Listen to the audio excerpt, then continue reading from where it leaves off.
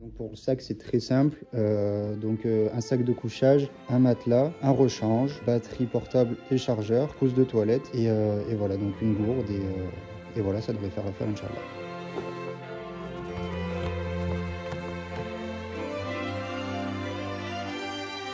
Assalamu alaikum, donc départ de la Siaha de Castellane. Donc voilà, là on est à Castellane, donc au centre de Marseille.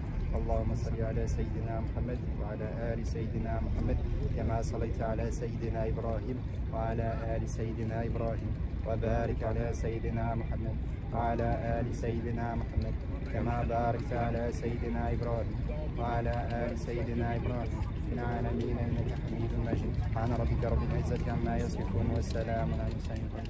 Donc l'objectif de la journée, direction Cassis, 21 km. Et après on s'arrêtera là-bas pour dormir et on prendra la prochaine journée demain.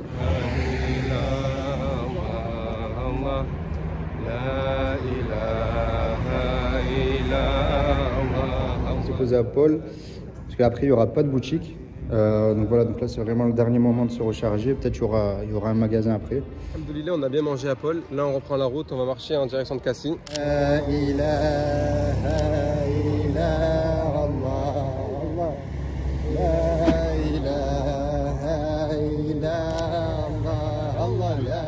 Donc là le but c'est de trouver un bon endroit pour faire la prière, où on est à l'abri, où on dérange personne. Pas où il m'emmène là, mais je crois qu'il a trouvé un bon endroit pour prier. Il veut nous faire prier dans les bois. Masha'Allah. Après là on va faire une petite pause. Et voilà. Masha'Allah, Masha'Allah.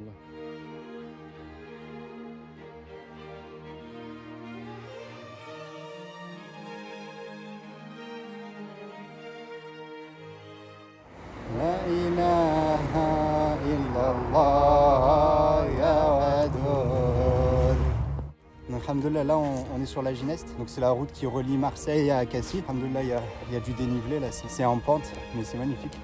Ouais, parmi les bienfaits de la Siaha, c'est aussi se rendre compte des paysages. Nous on habite toute la ligne dans le sud et à Marseille et on se rend pas compte à chaque fois de la chance qu'on a. Et là le fait de parcourir la terre et de voir et de prendre le temps de regarder, ça nous permet d'être plus reconnaissant et de remercier par rapport à ces bienfaits là qu'on a toute l'année, alhamdoulilah. Ah, Masha'Allah. Là il nous reste à peu près 13 km pour le point qu'on s'est fixé pour aujourd'hui. On va bientôt faire nuit donc on va falloir qu'on accélère un peu.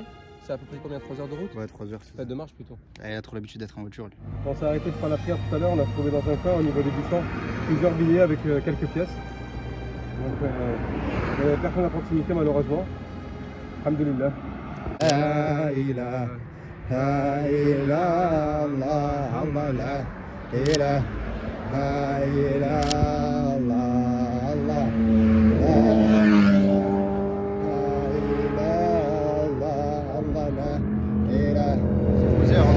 dans Cassis. Ouais, franchement on se fait du bien de manger.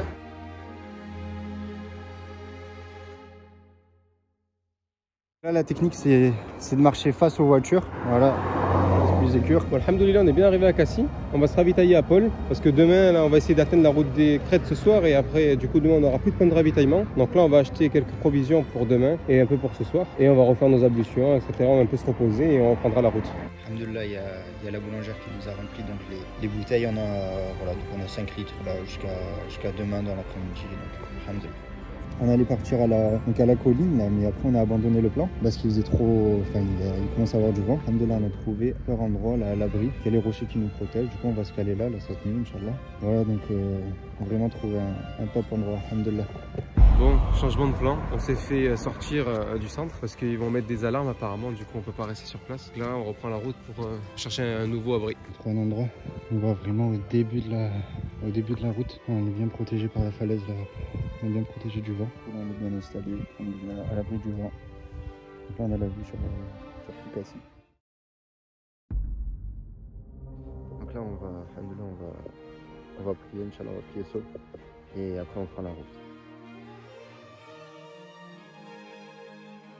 Donc là on est parti de l'endroit où on a dormi et on va faire un débrief sur la route de comment s'est passé cette nuit. Ouais, du coup là on s'est posé pour continuer un peu l'explication du parcours d'hier. Donc après s'être posé là dans le centre commercial, on s'est fait virer. Le gérant du centre commercial qui nous a viré. Franchement c'était un bon endroit. Nous, ça nous arrangeait puisqu'on voulait pas aller sur la route des crêtes, parce qu'il y a beaucoup de vent, c'est l'hiver, etc. Enfin... Et le centre commercial il était en plein air. Donc nous, on pensait qu'on pouvait rester et que ça allait poser de problème à personne. Et en fait, le gérant du centre commercial, il est venu, il nous a dit qu'il allait activer les caméras, donc ça allait poser problème si jamais on les activait en bougeant ou quoi. Donc on lui a dit qu'on comprenait, qu'on allait changer d'endroit. On est parti en direction de la route des crêtes, vu que c'est le chemin. Et on s'est dit, ok, on va trouver un endroit sur le chemin. On marche, on est KO, on était vraiment mort. On avait fait 21-22 km. Dès le premier jour, on était fatigué. Pas d'endroit où dormir. Donc on a monté une bonne petite partie de la route des crêtes. On a trouvé un genre de terrain vague. Il y avait la route et juste à côté il y avait le terrain vague. Donc c'était à la fois bien, à la fois pas bien, dans le sens où si jamais il y avait des voitures, on était visible, mais on était à l'abri. Donc on s'est dit bon tant pis, on était fatigué, on se pose là, on a posé nos affaires, on a fait la prière. Et quand on fait la prière, on entend plein de bruit. On a entendu plein de bruit dans les buissons, etc. Pas familier nous avec tout ce qui est facochère, sanglier. On s'est dit on va pas rester ici. On a remballé toutes les affaires. On a continué notre route. Alhamdoulilah, parce qu'au virage juste d'après, on avait pareil un deuxième terrain vague. Le problème c'est qu'il y avait un van qui s'était posé dessus. Donc du coup on a emprunté un genre de sentier un peu étroit. On a posé nos affaires. De nuit tout était super bien. On a dormi direct. Ouais, c'est super joli. Tout l'acier allumé, etc. C'était trop beau. Après on a commencé à étaler le campement, à dormir. Au début c'était nickel. Franchement la première heure même, on s'est endormi peut-être à 22 h. Après c'est là que ça c'est un peu compliqué. Que la nuit elle a été, on n'est pas habitué nous à dormir dehors l'hiver. L'été on l'a déjà fait, c'est assez facile, c'est pas compliqué. Mais par contre l'hiver là. Vraiment là ce premier jour, c'est vraiment rendu compte. On a commencé vraiment à se rendre compte à savourer vraiment chaque bienfait. Ah ouais. Rien que d'avoir un toit, enfin une maison un endroit qui te protège du vent, mais ça fait toute la différence. Alors l'eau courante. Ouais, parce que on a beau être couvert, on a plusieurs couches d'habits, on a même un collant en dessous les habits, etc. Plusieurs paires de chaussettes, le cache-cou, etc. Tout ce qui est nécessaire, plusieurs sacs de couchage. Mais en fait, on a beau se mettre des couches et des couches, vu que le sol il est froid, que je sais pas, c'est le froid de la nuit, ben on se réveille avec les dents qui claquent, où on se bouge dans tous les sens. C'est vraiment très compliqué de dormir. Alors les personnes qui vivent dans des hivers complets dehors, c'est un truc de ouf. On avait une nuit assez mouvementée, on s'est réveillé plusieurs fois, ça c'est compliqué. La cerise sur le gâteau, c'est quand le soleil s'est levé. Bon, nous on a vu la beauté le soir quand on est arrivé, dans le sens où on n'a vu aucun problème. Quand le soleil s'est levé, à l'endroit où on était en fait, c'est les gens où ils allaient faire leurs besoins. Concrètement. Nous, on a dormi là où les gens, quand ils font leur randonnée ou autre, ils se posaient là et ils allaient faire ce qu'ils allaient faire. Bon, alhamdoulilah, on a pu passer la nuit, au moins on n'avait pas vu ça sur le coup. Donc du coup on a vite dégarpi le matin et là, alhamdoulilah, on a trouvé un joli endroit pour pouvoir vous raconter tout ça. Un bon abri, c'est déjà éviter de prendre quelque chose en dessous d'un arbre, parce que combien de fois il peut avoir des chenilles qui vous tombent dessus, etc. Aussi éviter quelque chose à côté de la route, donc essayer d'être un peu excentré comme ces exemples là. Alhamdoulilah, l'endroit où on était nous-mêmes, on avait posé les affaires, là c'était propre. Par contre sur les côtés, etc., les gens là où ils descendaient, c'est là qu'ils faisaient leurs affaires, mais sinon là où on était, alhamdoulilah, heureusement d'ailleurs c'était propre. La siyaha d'hiver, c'est pas du tout comme on l'a pas du tout ressenti comme la siyaha d'été. La siyaha d'hiver, c'est vraiment apprécier les bienfaits. Comme notre cher a dit, quoi, que la siyaha, c'est vraiment un condensé qui te permet d'apprécier chaque bienfait de la vie de tous les jours. Et là on l'a vraiment ressenti. Et voilà, ça c'est le petit déj. Normalement ça, on mange avec le Nutella, etc. Mais là, alhamdoulilah. Ah ouais, c'est comme ça. Il prend le petit déj. Il a pris le petit déjeuner.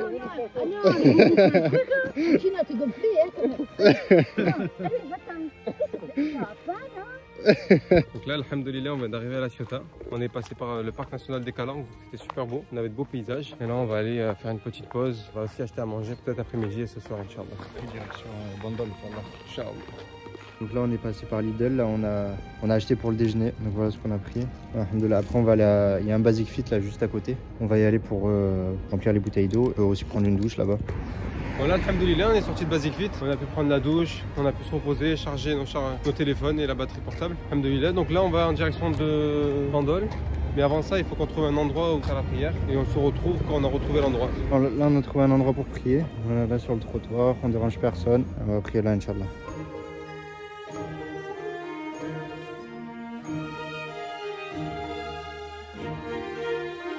On passe par des endroits. C'est magnifique. On va vous mettre les images là, mais c'est vraiment incroyable.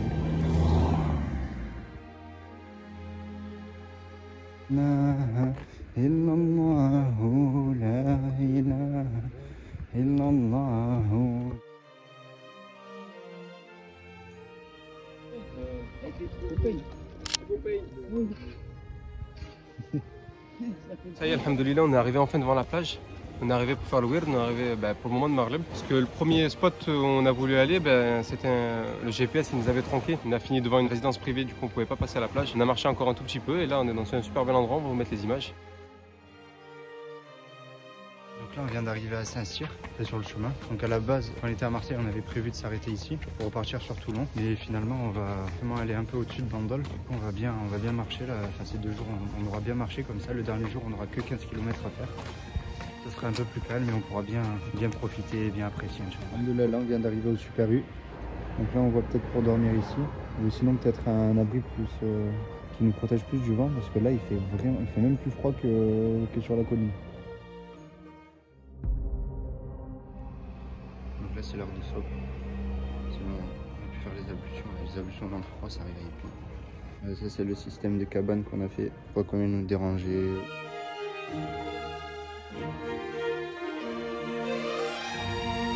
Bon là, dernière ligne droite, on quitte Bandol pour Toulon. On en a pour à peu près 3h30 de marche et après on aura atteint la destination Inch'Allah. La ilaha illallah Allah. La ilaha illallah Allah. La ilaha illallah Allah. La ilaha. Alors là, alhamdoulilah, on vient de dépasser le panneau Toulon.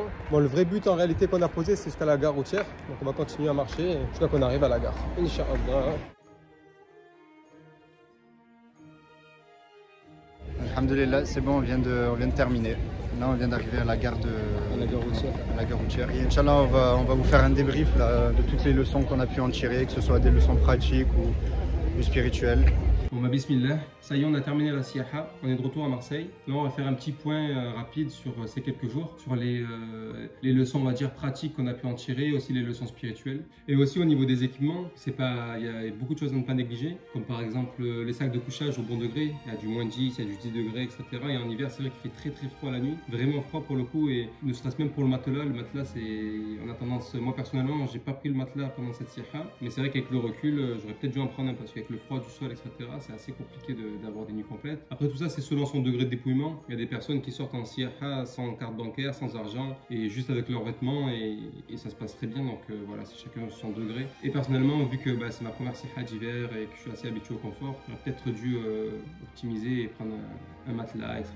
Et ensuite, il y a au niveau des déplacements, tu sais qu'il fait nuit tôt, se déplacer d'une façon à avoir les voitures devant soi et pas derrière soi, ça devient vite dangereux. Essayer d'avoir un gilet, essayer d'avoir une lampe torche, etc. pour être visible. Et aussi un autre point, c'est quand on est chaud, on y va. On fait pas des coupures de 10 minutes de marche, 10 minutes de pause, 10 minutes de marche, 10 minutes de pause. Puis en fait, quand on est chaud, c'est là le bon moment pour faire de grandes distances. Maintenant, pour les leçons spirituelles, c'est vrai qu'on a eu beaucoup de leçons spirituelles, même si c'était 3 jours, c'était vraiment 3 jours assez intenses. C'est assez condensé, ouais. Par exemple, la première leçon qu'on a pu en tirer, c'est qu'on a normalisé le confort comme si c'était normal. Quand on est dans l'inconfort, on se dit que c'est pas normal. À force d'être tellement dans le confort, on en oublie que c'est des bienfaits de Dieu. Et là, la siyaha, l'état de siyaha, en fait, l'état de dépouillement qu'on peut avoir en siyaha, en fait, c'est ça l'état d'un individu auquel Dieu n'a pas donné tous ses bienfaits. Et c'est ça, en fait, qui se rapproche le plus de notre état normal. Et nous, le fait de n'être jamais dans cet état et d'être tout le temps dans cet état de confort, de lit douillet, de chauffage, de clim, etc.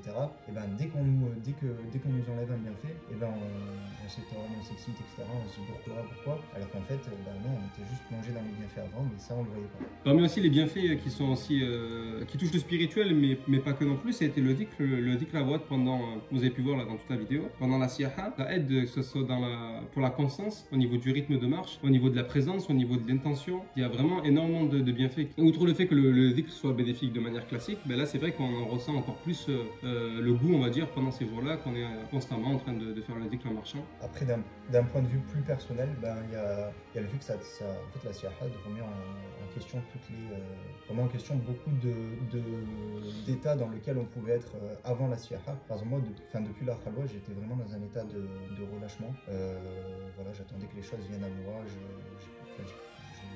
lâché les efforts.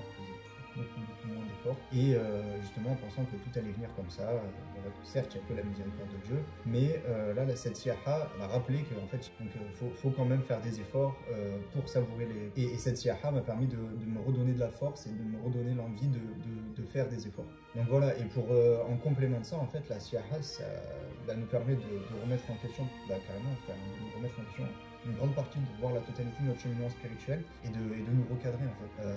On voit clairement ce qui va pas et ce qui va. Ce qui est fort aussi pendant la siyaha, c'est les isharat parce qu'on est particulièrement attentif. Et vu que la marche, elle est vraiment avec l'intention en lillah, etc., on a vraiment des signes du Seigneur pendant tout le long. Il nous arrivait à plusieurs reprises de parler, d'avoir des sujets de conversation et que le monde autour de nous se matérialisait, on va dire, tout le long de notre conversation. Ça, c'est fort, ça rajoute un yaqin en tawakkal. Et parmi les bienfaits du coup de la siyaha, c'est la remise en Allah, surtout. La remise en Allah, ça renforce notre tawakkal, notre yaqin avec le Seigneur. Donc juste ça, si on devrait en mentionner qu'un seul des bienfaits, ça serait celui-ci. Et par exemple, pour citer des isharat, le premier jour, à 3 reprises, on a vu des moineaux morts par terre. L'oiseau, ça symbolise l'élévation, quoi. Et dans Voir mort, on se dit, putain, pourquoi on voit des moineaux morts, etc. On comprend pas, etc. Et à la fin de la siyaha, au moment où on arrive sur Marseille, donc au moment où le bus nous dépose, on descend de la gare. Et là, quelques temps après, on lève les yeux, on a vu un énorme nuage d'oiseaux. Et on a interprété ça de la manière qu'en fait, on était à un état spirituel assez faible au départ. Et avec ces 3 jours, ça nous a permis de, entre guillemets, nous élever. Bon, après, voilà, de manière générale, la siyaha, c'est quelque chose qui est assez fort. Bon, voilà, il y a des choses qu'on garde aussi pour nous, qui sont du domaine du personnel, et c'est un peu le jardin secret avec